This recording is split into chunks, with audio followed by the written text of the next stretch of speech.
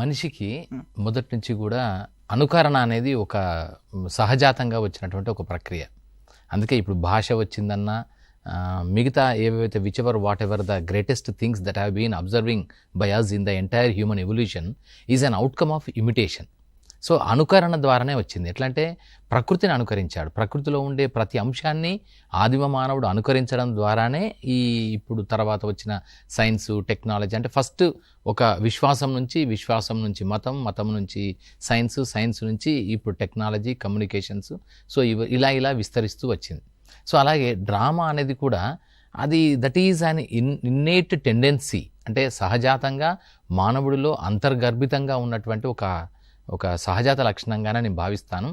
ఎందుకంటే దాంట్లో డ్రామా అనే దాంట్లో ఒక గివెన్ సిచ్యువేషన్, ఒక క్రియేటెడ్ సిచ్యువేషన్ ఉంటుంది. అంటే ఒక కాల్పనిక సన్నివేశాన్ని, సహజత్వానికి దగ్గరగా ఉండే సన్నివేశాన్ని క్రియేట్ చేయడం, ఆ సన్నివేశంలో ఎవరైతే ఉంటారో అంటే పాత్రలు ఏ క్యారెక్టర్స్ అయితే ఉంటారో ఆ క్యారెక్టర్స్ని పెట్టడం, క్యారెక్టర్స్లో మధ్య ఒక ఇంటరాక్షన్ జరగడం, ఆ ఇంటరాక్షన్ వల్ల జరిగే అవుట్కమ్ని ప్రజలకు చూపించడం, ఇదంతా కూడా ఒక ప్రోగ్రాముడ్ వ్యవస్థలాగా, ఒక సిస్టమేటిక్, డిసిప్లిన్డ్, ప్రీ కన్సీవ్డ్ కాన్సెప్ట్ని అలా చెప్పడం అని ఉంటుంది. దాన్ని మనం డ్రామా అంటాం. ఓకే.